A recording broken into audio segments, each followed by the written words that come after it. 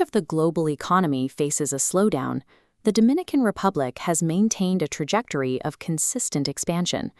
It has become a regional outlier, logging growth that frequently outpaces its neighbors. This projection from Oxford Economics highlights that momentum. It identifies Santo Domingo as the city likely to lead Latin American economic growth through 2035, with a forecast of 4.9% annually. The city is navigating a transition from its origins as the first European settlement in the Americas into a modern financial capital. This transition is supported by significant institutional investment.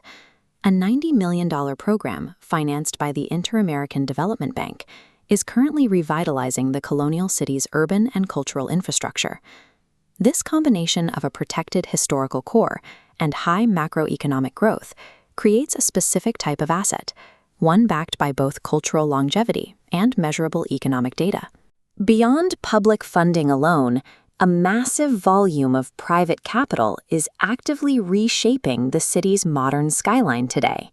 This photograph shows the depth of current development. The National District alone captures 70% of the entire country's formal investment in private construction. That investment is concentrated.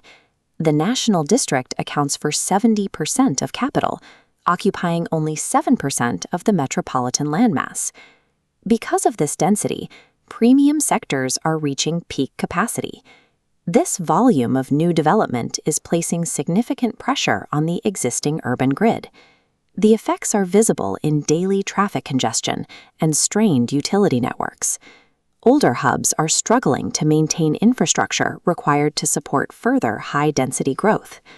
For investors, the objective is to identify the emerging sectors that can absorb this wealth and expansion without inheriting the existing gridlock. The criteria for premium real estate are shifting. Investors are increasingly looking beyond high-density financial cores in favor of neighborhoods that offer a more integrated lifestyle. The city's official development plan, PED 2030, formalizes this shift. It identifies sustainable mobility and proximity to green spaces as the primary drivers for future urban value. This creates a divide between sectors. While Piantini offers intense commercial density, areas like Bella Vista provide park access but can feel more removed from the central business arteries. This has created demand for a specific type of neighborhood, one that maintains the transit connectivity of a business hub while offering the residential tranquility of an upscale enclave. The Renacimiento sector sits at the center of these requirements, acting as a strategic point of balance within the National District. Securing an asset in a neighborhood that balances transit access with immediate environmental proximity is a direct strategy for maintaining high rental demand and long-term appreciation. Renacimiento's primary advantage is its physical relationship to the rest of the city. It is bounded by three major arteries: Avenidas 27 de Febrero, Rómulo Betancourt, and Gregorio Luperón. This transit triangle provides direct ingress to the commercial core while shielding the neighborhood from internal through traffic. This infrastructure supports a secure environment that has become a primary choice for upper-middle-class residents. Its most notable amenity is its proximity to Parque Mirador Sur. Often called the city's green lung, this park provides a permanent natural boundary that most urban sectors lack. The area is currently in the middle of a transition. Older, low-density housing is being systematically replaced by high-tech towers that match the neighborhood's modernizing profile.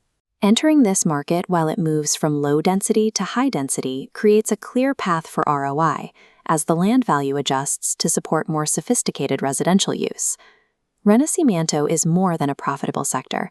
It is a model for how the city intends to manage its future growth. It represents an alternative to the uncoordinated expansion seen in other regional capitals, offering a planned, orderly approach to urban development. Santo Domingo is a metropolis in constant evolution, actively establishing a new standard for the Caribbean.